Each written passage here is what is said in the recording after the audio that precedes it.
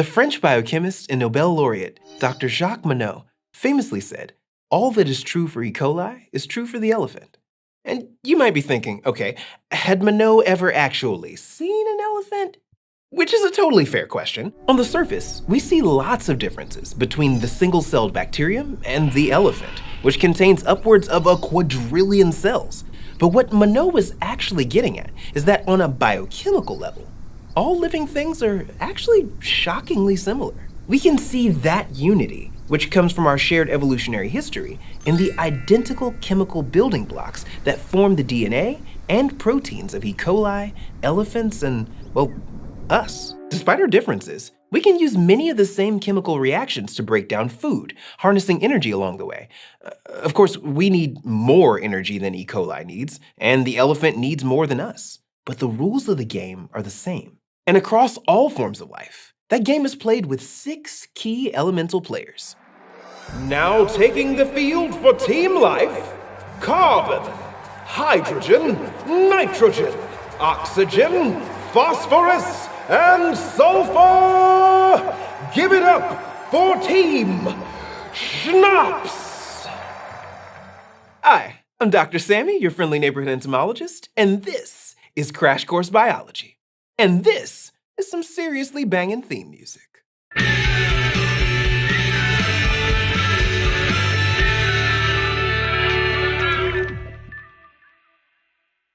You're probably familiar with the periodic table.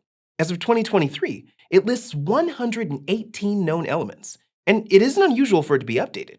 Heck, as recently as 2016, scientists added 4 new elements to it. Elements are just atoms, by the way, and they are pretty much the simplest form of stuff that exists. An element is a name for a certain type of atom. When it comes to the team of life, our atomic captain is carbon. Here on Earth, carbon is the most common element in living things, making it our MVP. Producers, like plants and algae, pull carbon dioxide from the air or water to make carbon-based molecules, or connected groups of atoms. When consumers, like mice or lizards or you, eat your vegetables, the molecules can be broken down. Then they get reused to build our own biological molecules, just like you might break down one Lego creation to build another. These types of repeated uses are called biogeochemical cycles. But carbon isn't just plentiful. It takes a lot more to be MVP in the game of life. One of carbon's most amazing talents is its ability to be bound up in larger molecules. See, to really pull together as a team to make life work, our 6 elements need to make and break chemical bonds. Carbon wears number 6 on the periodic table, and it's quite the team player. It can form 4 links called covalent bonds with other atoms. Think of covalent bonds like the molecular version of a rodeo. In this case, carbon is the cowpoke lassoing bucking atoms. Hydrogen wears atomic number 1 on the periodic table. It's the smallest element, and it can only form 1 covalent bond. So if we arrange 4 hydrogens around the carbon and connect them with lines to represent the bonds, we've successfully built methane, the simplest organic molecule. So our new chemical methane has both carbon and hydrogen, which makes it an organic compound, also known as an organic molecule. Forming an organic compound is one of the top moves in the team's playbook because these compounds are the chemical basis for life. Most components of food, for example, are made up of organic compounds, including proteins, carbohydrates, and fats. And we're not talking organic, like the kind that you'd find on a food label at a grocery store. That just refers to the lack of synthetic additives. Same name, totally different thing. But those labels can be wildly misleading, so we're not going to get into that here. No matter how they're built, organic compounds will always include carbon in at least some capacity. And the compounds change based on the number of players involved.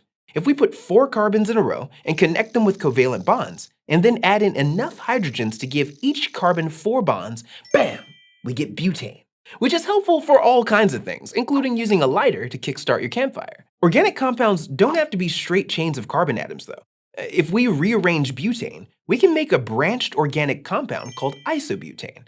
This compound is often used in gasoline. Butane and isobutane have the exact same chemical formula, with 4 carbons and 10 hydrogens apiece. This makes them isomers, compounds with the same chemical formula, but a different arrangement of atoms. Molecules can take all kinds of shapes, and it can get pretty elaborate. We all know that there is no I in team. And our MVP Carbon often needs a little help from another member of the starting lineup. Wearing atomic number 8, here comes Oxygen. Oxygen is sort of like the team ball hog and doesn't collaborate as much with Carbon. It's only going to create 2 covalent bonds, which can make team-ups a little trickier. Take carbon dioxide, for example. It has the chemical formula CO2. So if Carbon likes to make 4 bonds and Oxygen 2, what do? We run some special plays. We put double covalent bonds between Carbon and each oxygen, so the 4 bonds are shared between 2 other atoms. Score! And now, the moment you've all been waiting for. Give it up for the last member of our starting lineup, with atomic number 7 on its jersey, Nitrogen. It makes 3 bonds. For example, it teams up with 3 hydrogens to make ammonia. We'll mention our second stringers, phosphorus and sulfur, a bit later. They're also essential to our team. Our starting lineup can't win the game all on its own. And winning the game, in case you lost track, means sustaining all life on Earth. So these guys are kind of a big deal. The upshot is that when our team coordinates their plays, we get the 4 major classes of biological molecules that make up nearly everything in our bodies. And not just our bodies, elephant bodies, plant bodies, and every other living thing that you can think of. So what are these majestic molecules? And how do they work like complicated Lego kits to build you and me? The 4 types of biological molecules are lipids, carbohydrates, proteins, and nucleic acids. And they are made from our team, Schnapps. And then they in turn make us. Lipids are organic molecules that can't dissolve in water, like cooking oil or beeswax. They're usually made of smaller blocks called fatty acids, which consist of long chains of carbon atoms. Some lipids are chemical messengers, like the hormones estrogen and testosterone, which help prepare our bodies for things like puberty and reproductive processes. Oh, so that's what I had to blame for all those pimples. Thanks a lot, lipids. Carbohydrates are our second class of biological molecules. They're used as sweeteners, and they are never ending at the Olive Garden, meaning they're the main components of pasta and all of those endless breadsticks. You might know them as carbs. In our bodies, carbs can be used to store energy for release as needed. Their mini Lego piece is a monosaccharide, simple sugars like glucose or fructose. Stick a bunch of monosaccharides together, and you get complex carbs like those in pasta and bread. Our brains are particularly hungry for glucose, and they should be, considering that the brain consumes 20% of the body's metabolic fuel. Our third type of biological molecule, called nucleic acids, store and transmit genetic information, which is basically instructions that we inherit from our parents that tell our bodies how to work. DNA stores this information, and the nucleic acid RNA tells the body what to do with it. All of this rests on the mini Lego piece called a nucleotide, which is made of a simple carbohydrate, a phosphate group, and some nitrogen-rich rings. Did you see that? Phosphorus, coming in for the assist. We love a team player. Our fourth and final class are proteins, like the hormone insulin that helps regulate our blood sugar or the antibodies that help our immune system fight off infections. Some also have structural roles, like the collagen that makes up much of our skin. And while those proteins are tiny, some huddle together so much that you can actually see them, like the protein keratin that makes your hair and your fingernails. Proteins are built from amino acids. And all amino acids are pretty similar, but each one has its own special group that makes it unique, like tryptophan, the amino acid in that turkey leg that used to take the blame for making you tired. Even though your sleep hormones are made out of this stuff, eating it doesn't mean you're going to get drowsy. That turned out to be a myth. The sleepiness was just because you were really full. And finally, taking the field, we have sulfur!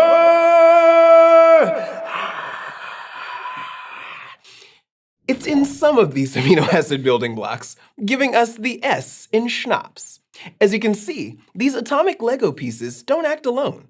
They continue to build even bigger teams of molecules. Like, say we need our bodies to interpret our DNA, which we do need all the time. The process is kind of like a text chain full of coded emojis. DNA sends the messages that get interpreted by RNA, a code breaker extraordinaire. These messages are not just your average gossip. They're instructions for amino acids. So the amino acids join together end to end, making a polymer, which is a large molecule containing many repeating molecules. And the name for a molecule containing many other molecules, by the way, is a macromolecule. DNA is the champion of polymerization, or linking up repeating molecules to make macromolecules. In humans, chromosome 1, our largest chromosome, contains a single polymer made of 498 million nucleotide blocks. That's a lot of Legos. It works out to over 16 billion atoms working together to store the genetic information in just one of our 46 chromosomes. There are more atoms in that single chromosome of yours than there are humans on Earth. Now that's a macromolecule. We also have biological molecules to thank for the sweeter things in life. Some carbohydrates can be made of just 2 Lego blocks, like sucrose, the carb that makes the fruit in your smoothie taste sweet. Or carbs can be macromolecules, like polysaccharides, which help plants and animals get their shape and store their energy. Let's check out how our bodies break down molecules. It works the same way in polymers, but for simplicity, we'll look at sucrose. When you sip hot chocolate, proteins in your digestive system break sucrose into the monosaccharides or simpler sugars, glucose and fructose. They do this by adding water to the covalent bond holding them together. These are called hydrolysis reactions, with hydro meaning water and lysis meaning to pull apart or loosen. Hydrolysis is a process that cleaves one big molecule into 2 smaller molecules using water.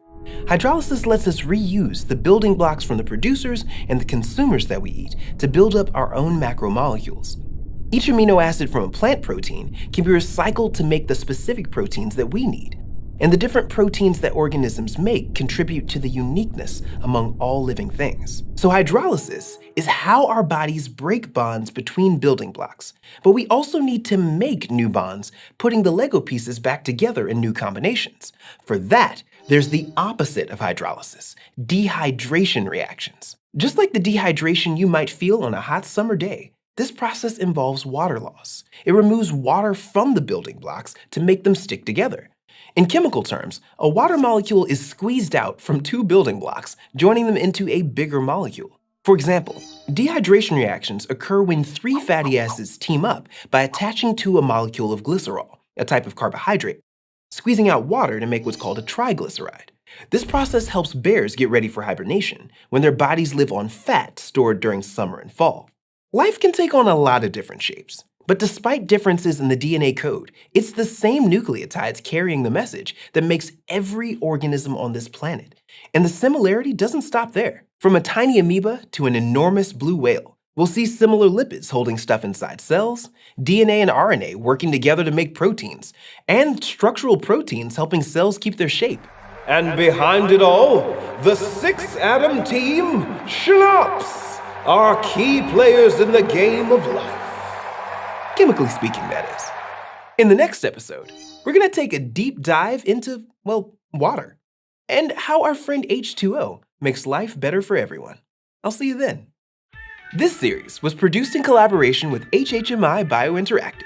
If you're an educator, visit biointeractive.org/crash course for classroom resources and professional development related to the topics covered in this course. Thanks for watching this episode of Crash Course Biology, which was filmed at our studio here in Indianapolis, Indiana, and was made with the help of all of these nice people.